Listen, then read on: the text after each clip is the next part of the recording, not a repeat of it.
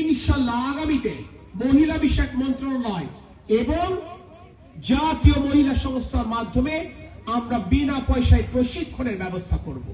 তাদেরকে হাতের কাজ শেখাবো, সেলাইয়ের কাজ শেখাবো, যাতে করে তারা কাঁথা সেলাই করতে পারে সুন্দর করে, যাতে করে তারা শাড়ি সেলাই করতে পারে। যে শাড়ি কাঁথা শুধু ঢাকায় বিক্রি হবে তাই নয়, হয়তোবা সারা পৃথিবীতে আমরা ছড়িয়ে দিতে সমর্থ হব। আমার যুবক ভাইরা যারা বিগত 16 বছর আমার সাথে রাজপথে লড়াই করেছেন, কেন লড়াই করেছেন? আপনার আমার ভোটের অধিকার আদায়ের জন্য। কেন লড়াই করেছেন? আপনার আমার সংসারের সচ্ছলতা আনতে।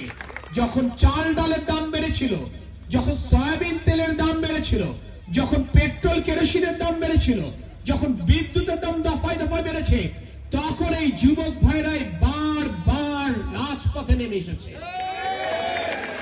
তাই তাদের প্রতি আমাদের দায়বদ্ধতা রয়ে গেছে।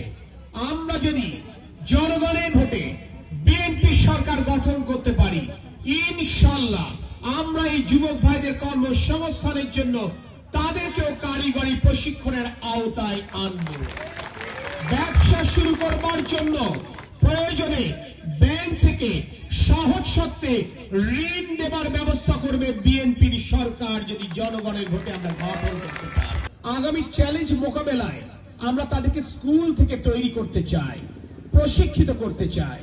তাই একদিকে ক্লাস 4 থেকে আমরা খেলাধুলা বাধ্যতামূলক করব, খেলাধুলা শিক্ষক নিয়োগ করব, যাতে করে আমাদের সন্তানেরা সুস্বাস্থ্যের অধিকারী হয়ে বড় হতে পারে, অপরদিকে প্রতিযোগীশীল মনোভাব নিয়ে বড় হয়। জীবনের সব ক্ষেত্রে তো আমরা খুব সহজে পার হতে পারি না, কিছু ক্ষেত্রে তো আটকে যেতে হয়, কিছু ক্ষেত্রে তো বাধাপ্রাপ্ত হতে হয়। বাধা মানেই শেষ নয়, আটকে যাওয়া মানেই থেমে যাওয়া নয়। এই অভিজ্ঞতা সঞ্চয় করে আগামীর পথ চলার নতুন সাহস এই শিক্ষা দেবে ইনশাআল্লাহ খেলাধুলা। কারণ খেলায় আজকে আমরা হারি, কালকে আমরা জিতি। তাই এই খেলাধুলা আমাদেরকে আগামী দিনের চ্যালেঞ্জ মোকাবেলায় তৈরি করবে।